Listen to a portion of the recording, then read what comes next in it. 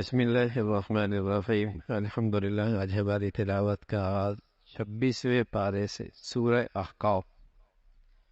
احقاف یہ قوم عاد کا دارالسلطنت تھا۔ اس کی تباہی ایسی بڑی خبر تھی جیسے امریکہ کے 2 بڑے ٹاور کا گرنا، بڑی خبر بنی تھی۔ ایسی قوم عاد جیسی سپر طاقت کا دارالسلطنت تباہ ہوا، بڑی خبر تھی، بڑی خبر تھی۔ سپر طاقت تھی، اس کا پورا دارالسلطنت تباہ ہو۔ اسی نسبت سے اس سورت کا نام احقاف ہے۔ قرآن رحمان عزیز رحیم حکمت والی ذات کی طرف سے اترا ہے۔ زمین و آسمان کا پیدا کرنے والا وہ اکیلی ذات ہے جن کی یہ پرستش کرتے ہیں۔ بتاؤ انہوں نے بھی کچھ پیدا کیا ہے؟ کل یہ خود ہی انکار کر دیں گے اپنی پرستش کا۔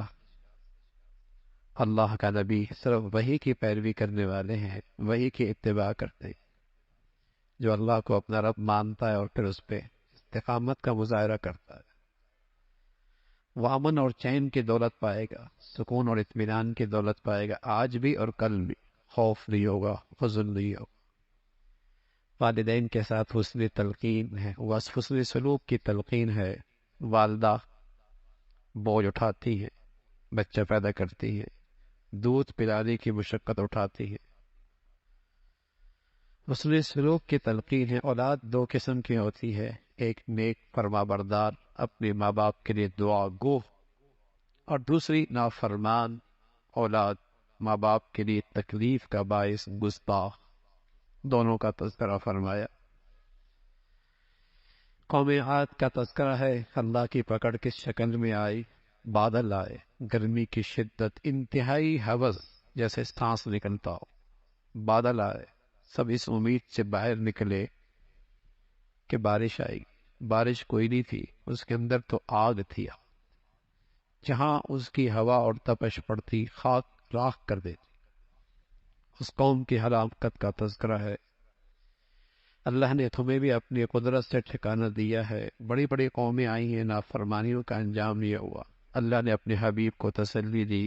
مکہ والے نہیں مانتے آپ کی بات، تو جنات میری اور مخلوق بھی، وہ بھی آپ کی بات آپ پر ایمان لے آئی۔ آپ ایک وادی میں فجر کی نماز پڑھا رہے، جنات کی ایک جماعت کا وہاں سے گزر ہوا، کلام سنا، کلام سنا، سمجھ گیا یہ کلام یہ کسی انسان کا نہیں ہے، کسی انسان کا نہیں ہے، یہ کلام اللہ ہے۔ موسیٰ علیہ السلام کے سارے حق اور سچائی کی تصدیق کرنے والا یہ کلام ہے۔ اس کا تذکرہ فرمایا اللہ رب العزت تھکتے نہیں ہیں کائنات کو بنانے میں، اس کے لیے دوبارہ پیدا کرنا کیا مشکل۔ پھر سورہ محمد کا تذکرہ ہے جس کا ایک نام قتال بھی ہے۔ غزوہ بدر کے بعد یہ صورت نازل ہوئی، مسلمانوں کو فرمایا اللہ کے راستے میں قتال کرو، اللہ کے راستے میں لڑو، اور پھر جب تم خوب لڑ چکو اور کفار تمہارے ہاتھ پہ قید میں آ جائیں، تمہیں اجازت ہے یا تو انہیں ویسے ہی رہا کر دو، یا فدیہ لے کر رہا کر دو، یا اپنے قیدیوں کو چھڑا کر بھی انہیں آزاد کر سکتے ہو۔ ساری شکلیں موجود۔ ایمان والو، اللہ کے دین کی مدد کرو گے، اللہ تمہاری مدد اور نصرت کرے۔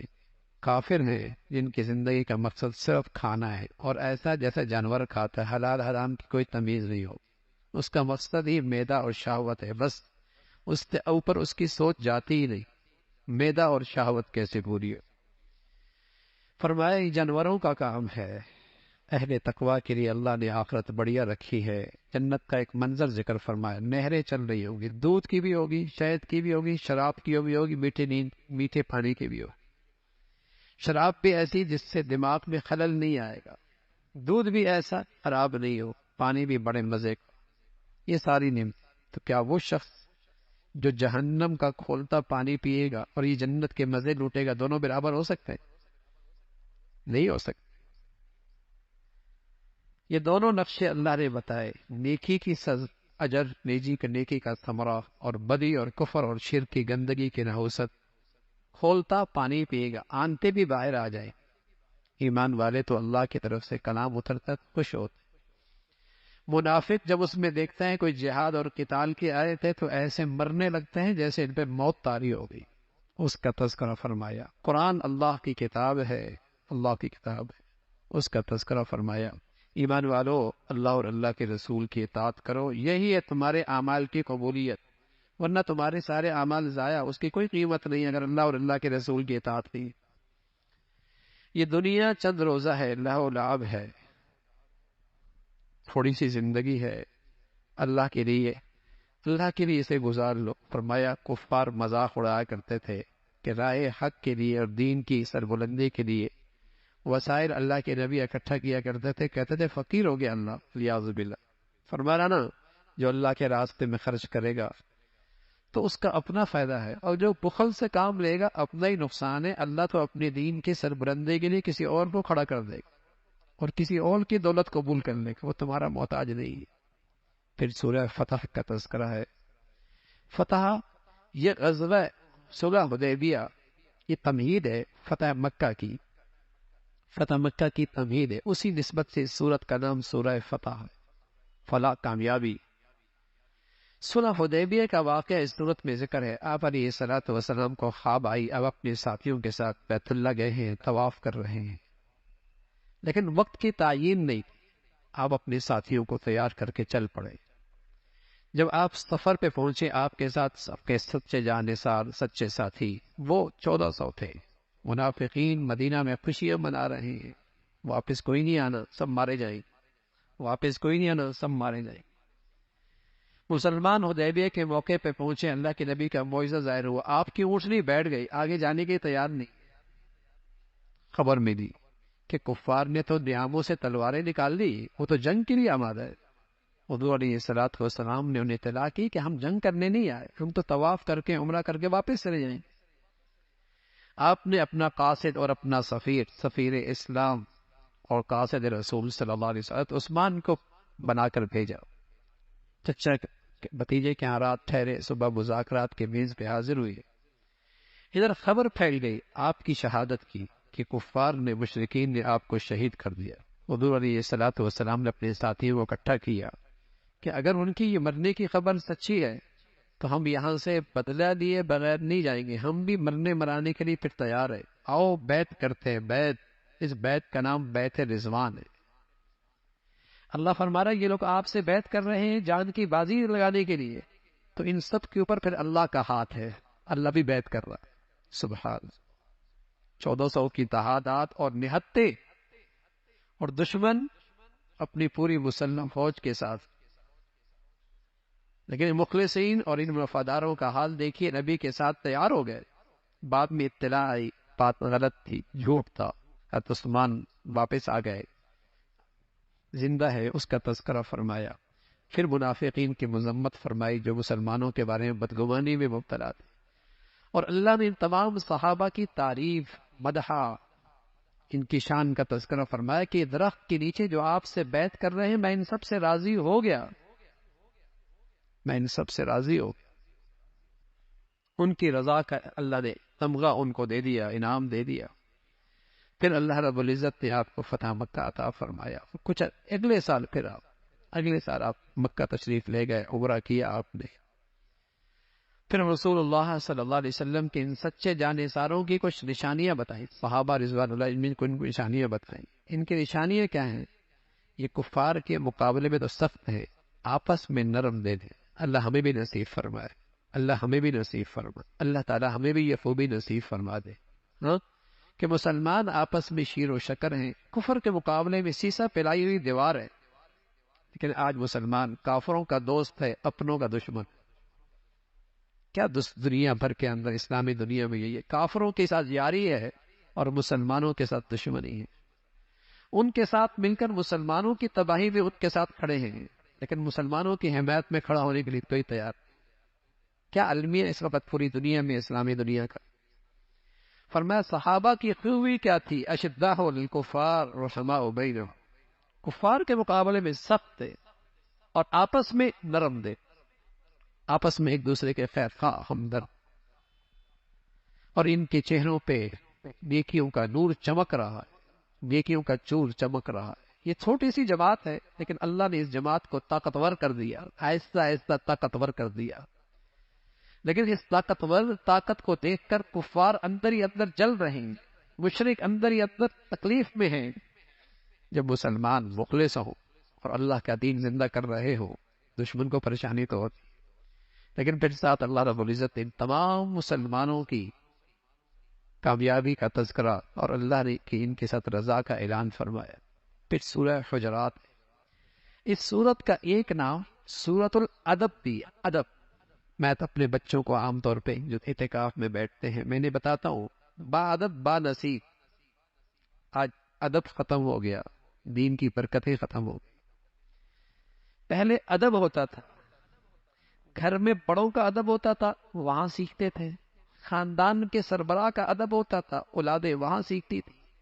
پھر محلے میں مسجد کے بزرگ کا ادب ہوتا تھا، محلے کے کسی بڑے شیخ کا ادب ہوتا تھا، اولادیں وہاں سیکھتی تھی.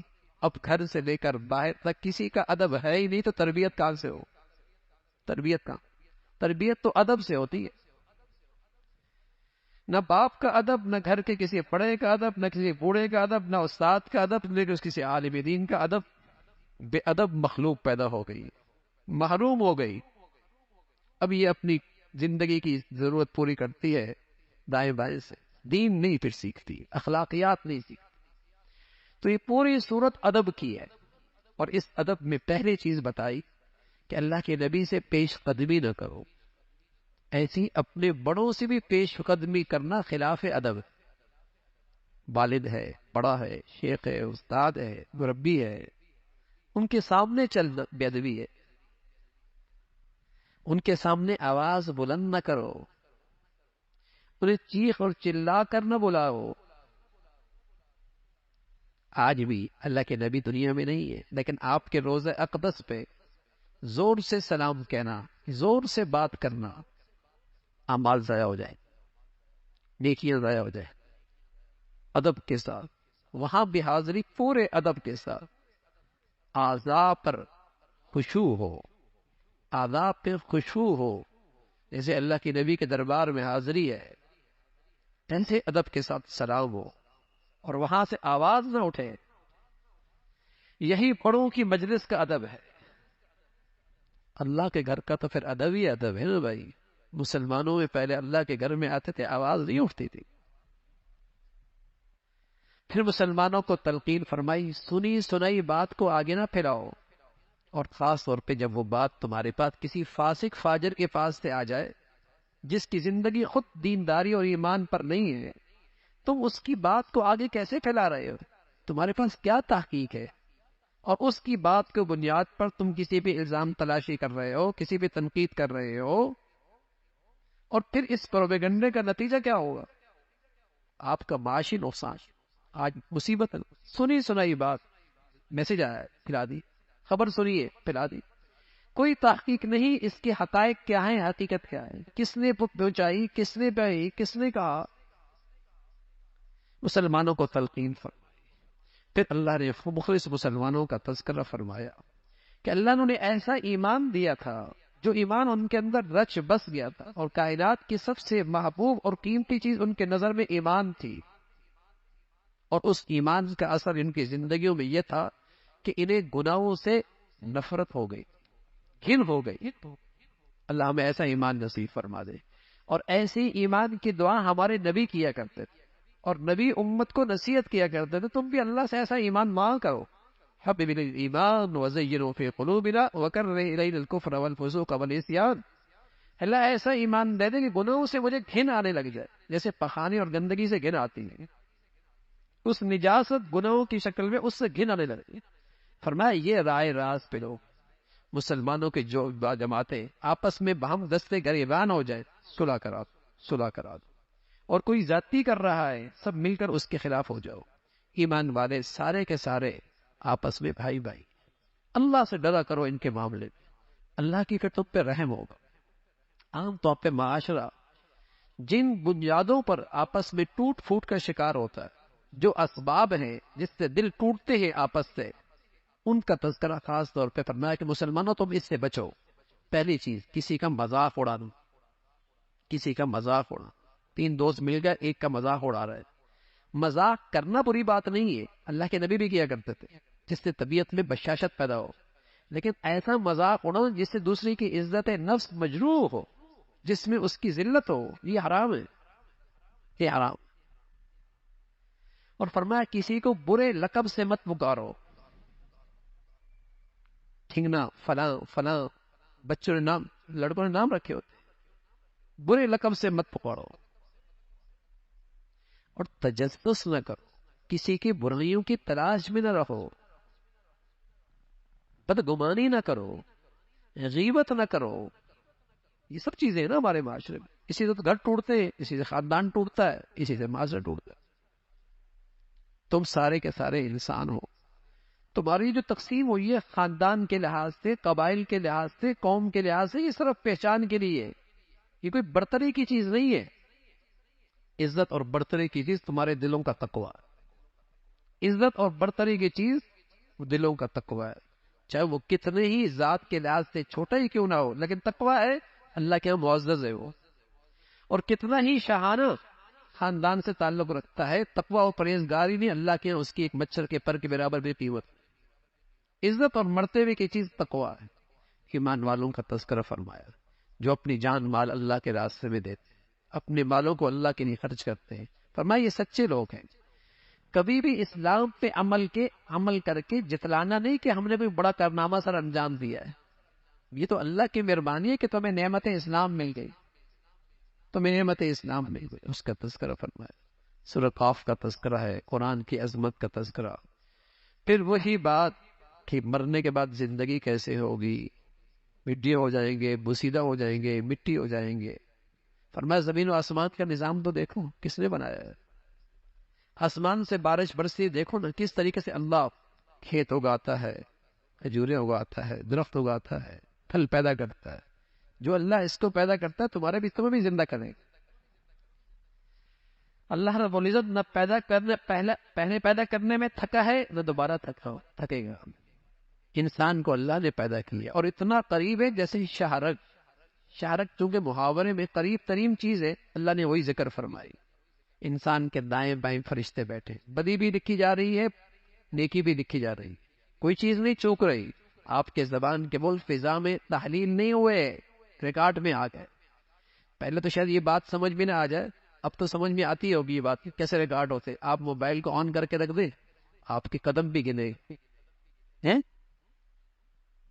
آپ کی ہر چیز ریکارڈ کرنا شروع کر دیں. ہر ایک نے اپنے جیب میں ایک ڈبیا رکھا ہوا ہے. تو کل قیامت میں بھی ایسا ہی بھائی، زندگی بھر کا ریکارڈ اللہ سامنے پیش کر دے گا. آپ آج اپنی پوری زندگی ہر صبح شام ریکارڈ کر سکتے تو اللہ کے لیے کیا مشکل ہے. شاید پہلے نہ سمجھ میں آتی، لیکن آپ تو بہت کچھ سمجھ میں آنا شروع ہو. ہر چیز ریکارڈ ہو رہی ہے. بلکہ 50 سال پہلے کا ڈیٹا دیکھیں وہ بھی مل جائے گا، 30 سال پہلے کی زندگی کی باتیں وہ بھی مل جائے گی. آپ نے مٹا دی ہو لیکن کہیں نہ کہیں محفوظ ہے، مل جائے گا تلاش کر کے. روزمرہ کی پوری زندگی آپ کی ڈبیا میں محفوظ ہو جاتی. اللہ کے فرشتے سب محفوظ ہے، کچھ نہیں اوجل ہوگا، ریکارڈ محفوظ آئے گا سامنے. بس تھوڑا سوچو کل وہ ریکارڈ سارا تمہارے ابا اماں کے سامنے آ جائے اور دنیا کے سامنے آ جائے، کہیں شرمندگی نہ ہو، کہیں شرمندگی نہ ہو. اس لیے کہ جب جہنم میں جائیں گے تو بڑی رسوائی ہو، ایک دوسرے کو کوسیں گے. جہنم بھی کہے گی اور بہت گنجائش ہے میرے پاس. متقی اور پرہیزگاروں کے قریب جنت کر دی جائے گی اور فرمایا جائے گا یہ ہے وہ جس کا اللہ نے وعدہ کیا تھا. اور اللہ کے یہاں بہت کچھ ہے تمہارے لیے، بہت کچھ ہے. اللہ کی قدرت کا تذکرہ فرمایا، وہ اس کی شان ہے. پھر سورہ ذاریات ہے، کئی سارے قسمیں کھائیں. فرمایا قیامت آنے والی ہے، نیک لوگ جنت میں ہو. اور نیکوں کی شان بتائی، صفات فرمائی.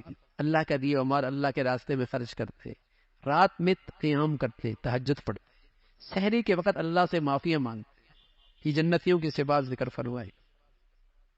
اور پھر حضرت ابراہیم علیہ السلام کی خدمت میں جو فرشتہ آیا بیٹا کی خوشخبری لے کر، اس کا تھوڑا سا تذکرہ ہے. آخر میں وہ بیٹے کی خوشخبری سنائی تو بیوی نے حیرت سے کہا فسکت وجہ، اپنے چہرے پہ یوں ہاتھ، کیسے ہوگا بوڑھا کیسے بیٹا ہوگا.